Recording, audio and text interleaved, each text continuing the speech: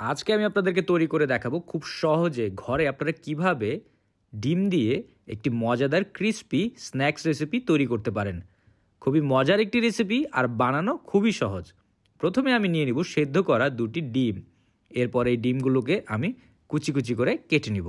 আপনারা চাইলে ছুরি দিয়েও কুচি কুচি করে কেটে নিতে পারেন। আপনারা কে কোথা থেকে আমার এই ভিডিওটি দেখছেন অবশ্যই কমেন্ট করে জানাবেন। আমি আপনাদের সবার কমেন্টের উত্তর দিব, কারণ আপনাদের কমেন্ট পড়তে আমার অনেক ভালো লাগে। তো দেখতেই পাচ্ছেন আমি ডিমগুলোকে একদম কুচি কুচি করে কেটে নিয়েছি। এখন দিয়ে দিব আমি পেঁয়াজ, এরপর দিয়ে দিব কাঁচামরিচ, তারপর দিব ধনিয়া পাতা, সামান্য লবণ, এখন দিয়ে দিব রসুনের গুঁড়া, আদার গুঁড়ো, জিরা, ধনিয়ার গুঁড়ো, চিলি ফ্লেক্স, এরপর দিয়ে দিব ময়দা। এরপর এই সবগুলোকে একসাথে আমি ভালোভাবে মিক্স করে নিব। আস্তে আস্তে করে যত্ন নিয়ে ভালোভাবে মিক্স করতে হবে। আপনারা চাইলে এই রেসিপিটি ইফতারে তৈরি করে খেতে পারেন, কারণ ইফতারের জন্য এই রেসিপিটি খুবই মজার, বানানো খুবই সহজ আর খুবই কম উপকরণ দিয়ে আপনারা এরকম একটি স্ন্যাক্স রেসিপি ঘরে তৈরি করে ফেলতে পারেন। এরপর আমি সামান্য একটু হাতে নিয়ে আমি গোল গোল করে একটি গোলাকার করে নিব। আপনারা চাইলে এর শেপ আপনারা আপনাদের নিজেদের মতো করে করতে পারেন। তো হয়ে গেলে আমি এখন একপাশে রেখে দিয়ে বাটিতে নিয়ে নিব কর্নফ্লাওয়ার, এরপর দিয়ে দিব লবণ, তারপর দিয়ে দিব গোলমরিচ, সামান্য পানি। এরপর এই সবগুলোকে একসাথে আমি ভালোভাবে মিক্স করব।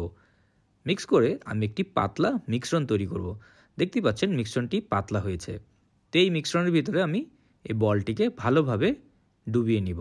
মিশ্রণটি ভালোভাবে এই বলের গায়ে লেগে গেলে আমরা একে নিয়ে ব্রেড ক্রাম্বসের উপর ছেড়ে দিব। আপনারা জিজ্ঞেস করেন ব্রেড ক্রাম্বস কী?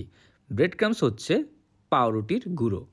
তো ভালোভাবে আমরা ব্রেড ক্রাম্বস লাগিয়ে নিব, নিয়ে আমরা একে ছেড়ে দেব মিডিয়াম গরম তেলের ভিতর। আমি আগে থেকে মিডিয়াম গরম তেল করে রেখেছি। খেয়াল রাখবেন তেল যাতে অনেক বেশি গরম না হয়, তাহলে পুড়ে যেতে পারে। তো কিছুক্ষণ ভাজার পরে আমরা সবগুলোকে উল্টে দিব। সবগুলোকে একটু একটু করে উল্টে দিতে হবে, তা না হলে বেশিক্ষণ রাখলে পুড়ে যেতে পারে। এরপর আমরা একে ততক্ষণ পর্যন্তই ভাজবো যতক্ষণ পর্যন্ত এদের গায়ের রং গোল্ডেন ব্রাউন কালার না হয়ে যায়।